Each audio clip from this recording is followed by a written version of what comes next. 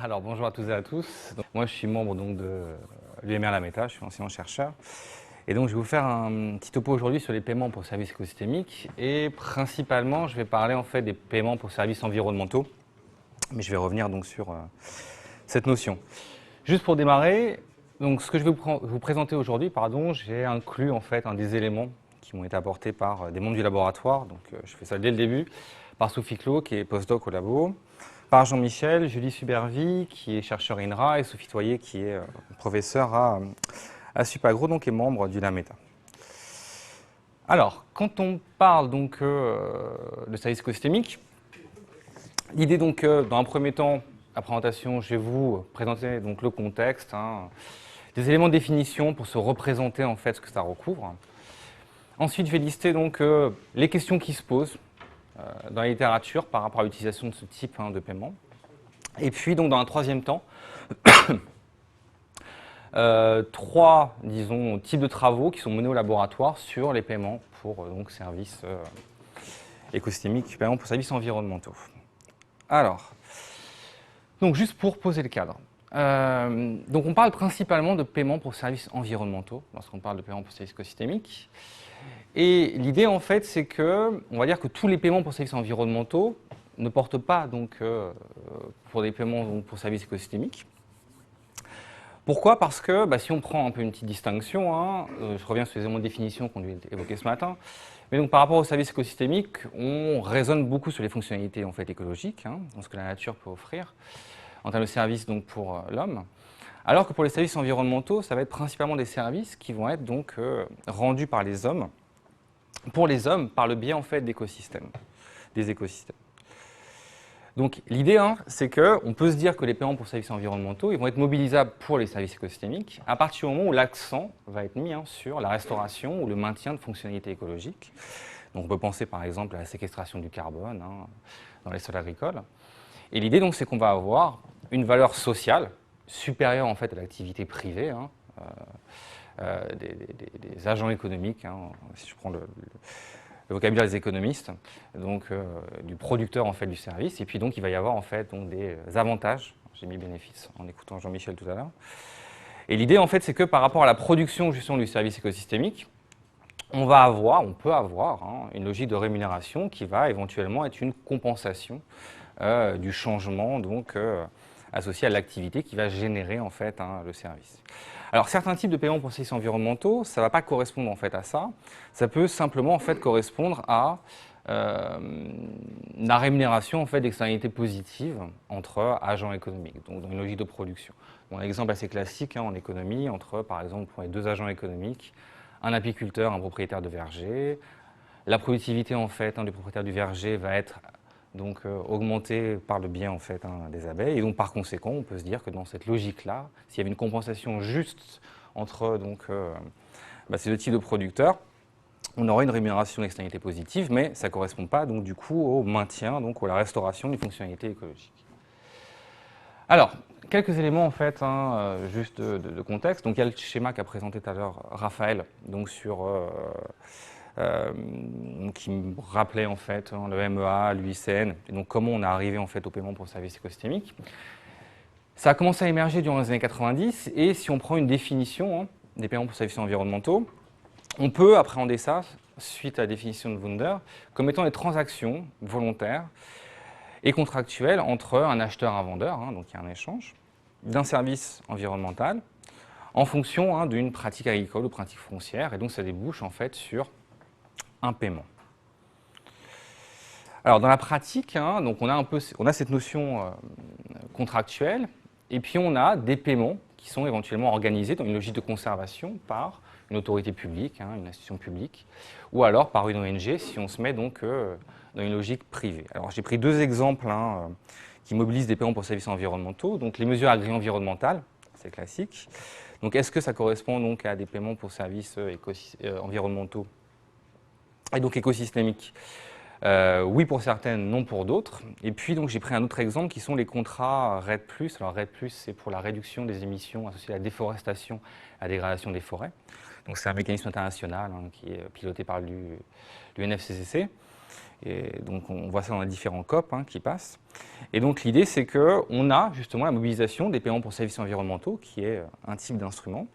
Et ça prend la forme, donc, du coup, de paiements éventuellement pour services écosystémiques par rapport à la réduction de la déforestation, et puis donc tous les services qui peuvent être issus de la déforestation, mais principalement en fait d'un point de vue local, parce qu'au niveau des mécanismes RED, on peut avoir une dimension internationale, où on va juste avoir en fait des négociations entre pays, comme la Norvège par exemple, qui va rémunérer, en fait, enfin rémunérer, qui va compenser au regard en fait des performances et des résultats en termes de déforestation évitée des pays du Sud. Et là, on ne parle pas de paiement pour services écosystémiques, ou alors on pourrait en parler dans une logique qui serait une logique nationale, internationale, donc au niveau de l'État central.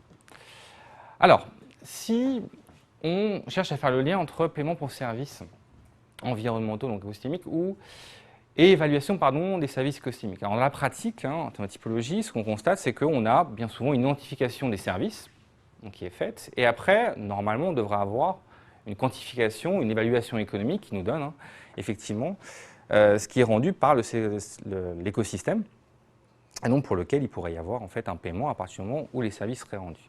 Mais en fait, on se rend compte en général qu'il n'y a pas forcément une évaluation économique qui est faite, et que principalement, dans le design des paiements pour services environnementaux, ça va être en fait le coût d'opportunité d'une activité qui va être effectivement financé, compensé, à partir du moment où on va vouloir changer un comportement. Alors qu'est-ce qu'on entend par coût d'opportunité? C'est un coût en fait d'un usage alternatif d'une ressource en économie. Et qu'est-ce que ça veut dire? Ça veut dire que par exemple, si on prend les agriculteurs, si on leur demande par exemple d'avoir des pratiques qui vont permettre d'augmenter la séquestration du carbone, et bien éventuellement, donc, ils vont changer leur pratique agricole. Et donc, l'idée, c'est qu'ils vont subir un coût d'opportunité si ça leur coûte un petit peu plus cher de faire ça. Donc, l'idée, c'est qu'on va avoir une rémunération pour compenser effectivement ce changement en termes de coût d'opportunité. Et donc, principalement, on n'a pas forcément une évaluation économique complète des services rendus à partir du moment où ils sont identifiés dans ce cadre. En termes de nature des paiements, j'ai essayé de faire une petite classification. L'idée, c'est que on va avoir différentes formes de paiement en fonction donc, des pratiques qui peuvent être mises en place, des changements de pratiques, donc ici en termes input, où on peut avoir des rémunérations par rapport à des résultats obtenus par rapport à la préservation des services, ou du moins la restauration des écosystèmes, qui vont être derrière. Et au niveau des différentes formes, alors on peut avoir des formes qui vont être des formes forfaitaires, ça va être des paiements qu'on appelle des paiements fixes. On peut avoir des paiements qui peuvent être en fait des paiements variables par rapport à des variations justement de quantité de services. On peut avoir une combinaison des deux. On peut avoir aussi ce qu'on appelle des bonus d'agglomération. Donc là, c'est par rapport au comportement qu'on va adopter. Et si en fait dans son environnement, d'autres acteurs économiques qui ont la même activité, par exemple, font comme vous, et l'idée c'est qu'on va avoir éventuellement un paiement complémentaire d'un paiement qui peut être un paiement fixe. Et donc pour préserver les écosystèmes, pour préserver les services et les rémunérer. Et donc l'idée c'est qu'en fonction aussi, on va prendre une base éventuellement de rémunération, si on ne raisonne pas forcément sur les changements de pratique, par rapport à la performance qu'on va atteindre, et autrement, sinon, par rapport à des changements de pratique, on peut avoir une base en termes, j'ai pris l'exemple de la séquestration du carbone, où on peut avoir des paiements qui peuvent être faits à l'hectare, par exemple, ou à la tonne de carbone, et ce, bien sûr, par rapport à des capacités de mesure du service qu'on cherche à évaluer. Entre celui qui paye, bien sûr, et celui qui reçoit la rémunération par rapport au pays. Alors, en termes de typologie, en termes de grands types de paiements pour services environnementaux, on peut retrouver en fait dans la littérature des paiements qui concernent la protection des bassins versants, des paiements qui concernent la séquestration du carbone, des paiements qui concernent la protection de la biodiversité avec des contrats du coup de conservation. On peut avoir aussi des paiements par rapport à tout ce qui va être un peu beauté scénique.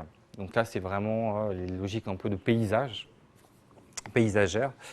Donc dans une logique où on a des rémunérations payées, c'est ce à quoi correspond l'écotourisme.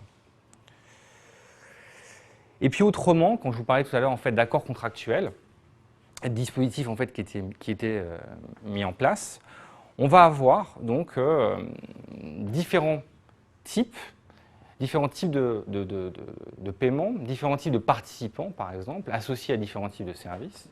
Et donc, on peut avoir ce type de classification à la suite de Kumar et Muradian, ou si je prends juste le premier cas, ce sont des accords contractuels, une logique privée-privée où le rôle de l'État peut être juste limité. Mais bon, là, on pourrait se dire que ça ne correspond pas vraiment à la rémunération pour services écosystémiques, hein, mais vraiment pour services environnementaux, avec cette logique d'externalité rendue entre agents économiques.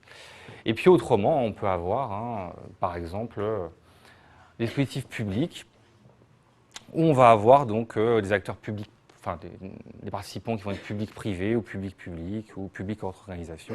On peut avoir toute une diversité après hein, de types de contrats qui renvoient à des paiements pour services environnementaux. Alors, quelles sont un peu les principales questions posées par rapport à l'utilisation de ce type de service? J'ai listé en fait ici juste 4 éléments. Le premier élément en fait, c'est ce qu'on appelle l'additionnalité. Alors l'additionnalité, c'est quoi? C'est la rémunération en fait de réellement, disons, la préservation en fait, du service associé. Donc l'idée en fait, c'est qu'il convient de payer réellement celui qui va produire effectivement le service. On regarde donc d'un gain réel à partir du moment où on le rémunère, comparativement à ce qu'il aurait fait, ou peut-être qu'il n'aurait rien fait du tout, si on ne l'avait pas rémunéré. Donc l'idée, hein, c'est qu'on doit avoir ce principe d'additionnalité lorsqu'on raisonne sur les paiements pour services environnementaux, au sens où il faut vraiment en fait rémunérer pour un changement apporté donc, en termes d'accumulation par exemple du carbone, si on prend la séquestration du carbone. Le deuxième en fait, élément, c'est la conditionnalité. Ça dépend vraiment de la forme contractuelle. Est-ce qu'on rémunère par rapport effectivement à des changements de pratique ou est-ce qu'on rémunère principalement par rapport à des résultats, par rapport à la performance obtenue en termes de gains pour le service? Donc là, ça dépend en fait de la forme de conditionnalité qu'on prend en compte.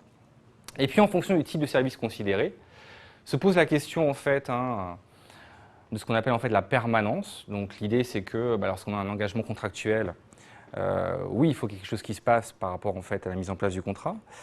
Mais l'idée en fait c'est que ensuite, si on prend la question de la séquestration du carbone, donc l'accumulation de carbone, il faut éventuellement aussi qu'à l'issue du contrat, il n'y ait pas une libération du carbone, hein, suite à un retour à des pratiques antérieures qui conduisent à dégrader l'environnement.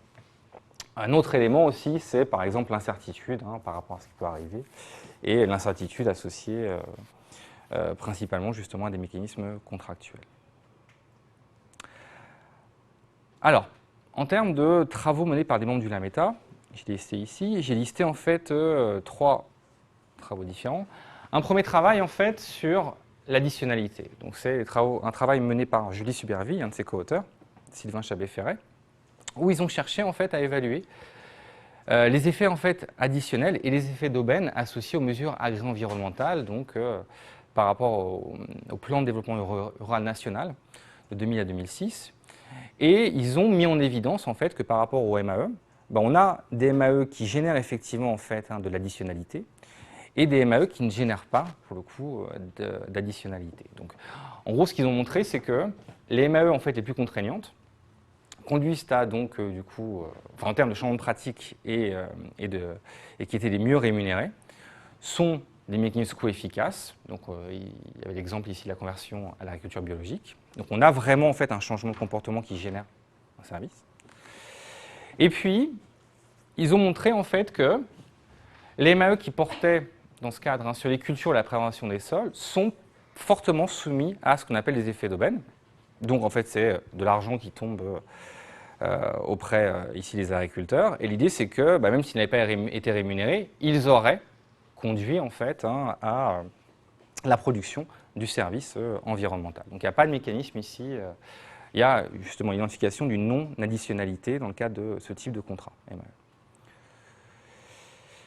Le deuxième type de travail, c'est un travail qui a été mené par Sophie Clos, avec donc Gilles Grolot et Lisa Tibanès, qui sont aussi du laboratoire, et Philippe Méral de l'IRD. Et c'est un travail qui a été mené en fait à Madagascar, où ils ont fait une expérience de terrain pour voir comment est-ce que les ménages utilisent en fait les rémunérations associées au paiement pour services écosystémiques. Et l'idée, c'est qu'ils ont cherché donc, dans une logique comportementale à identifier donc, le comportement des agents à partir du moment où ils obtiennent une rémunération par rapport à un effort, la production d'un service écosystémique, ou une rémunération donc pour rien, ce qu'on appelle du coup un effet d'aubaine également. Et ce qu'ils ont montré en fait, c'est que la somme gagnée via l'effort va principalement en fait à l'utilisation, enfin la consommation de biens, disons, de première nécessité pour le ménage, tandis que, donc dépenses utiles en d'autres termes, tandis que les sommes gagnées de manière, donc effet d'aubaine, sont consacrées plutôt à des dépenses futiles, donc en l'occurrence, ils parlent de biens supérieurs, donc dépenses futiles dans leur travail. Le dernier élément, en fait, c'est l'étude de travail. C'est un travail dont je vous parlais que j'ai en cours là, avec un chercheur en fait, de l'INRA qui s'appelle Philippe Delacote, qui est l'INRA Nancy, et puis une co-auteure anglaise qui s'appelle Elizabeth Robinson. Et l'idée, c'est qu'on a cherché justement à modéliser économiquement parlant donc les paiements pour services écosystémiques et à étudier, à comparer l'efficacité de ce type en fait, de mécanisme pour justement avoir moins de déforestation évitée, et comparer ça avec d'autres types d'instruments qu'on pourrait utiliser pour justement réduire en fait la déforestation, en l'occurrence, par exemple, des zones protégées. Donc, je vous ai remis ici un petit peu de littérature sur justement le mécanisme REDD, mené par Carpentier, Angelsen, etc. Principalement, on se rend compte dans la pratique que les PSE, c'est plutôt utilisé pour le climat et les réserves pour la biodiversité. Bon, nous, on a retenu un mécanisme de réserve pour la biodiversité.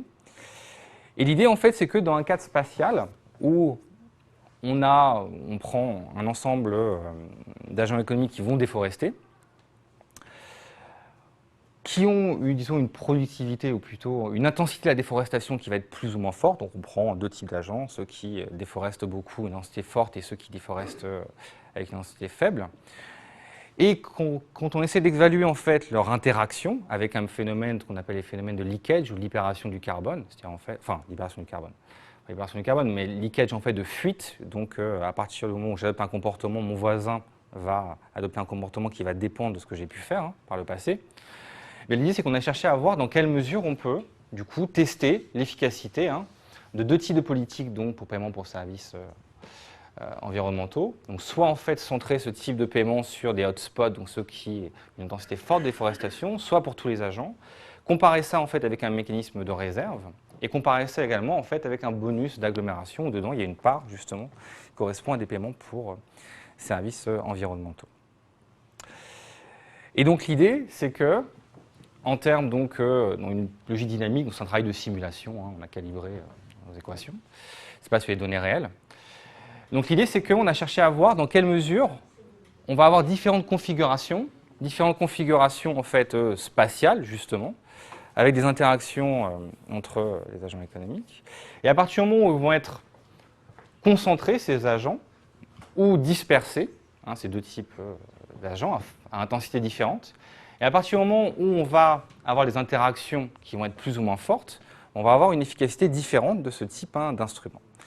Et l'idée, c'est que, par exemple, alors là, quand je parle donc du coup de bonus d'agglomération, ça inclut du coup un type de paiement, une part qui va être un paiement pour service écosystémique.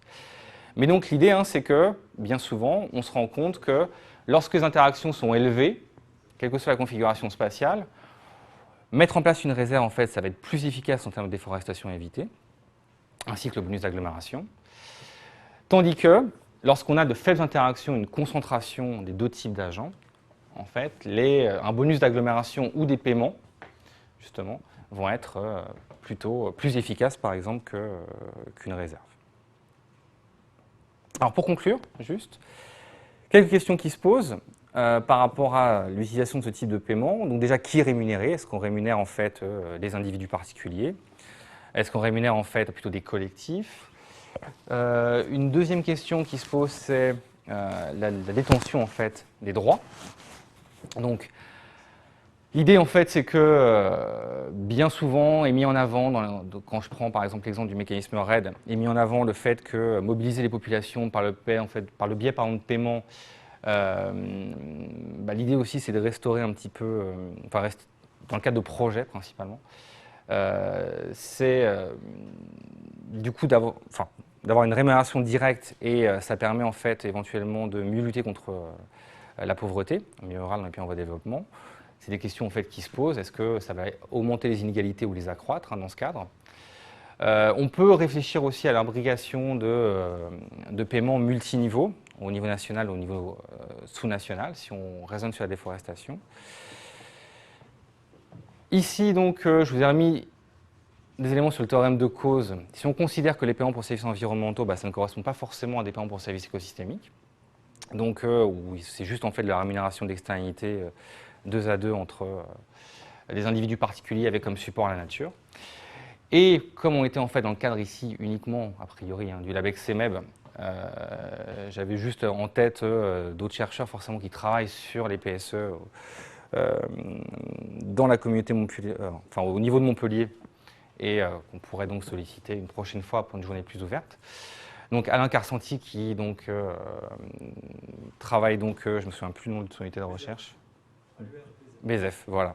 Donc au CIRAD qui travaille donc sur la déforestation. Il y avait donc eu le projet Serena, le projet ANR, où il y avait Philippe Méral donc, et Denis Pêche. J'ai aperçu qu'avec Martine, qui était là, Martine Antona, donc l'UR Green, il travaille là-dessus, nécessairement. C'est dans les 3 petits points, en fait, parmi... Je ne pouvais pas mettre tout le monde. Voilà. Et voilà, j'en ai terminé.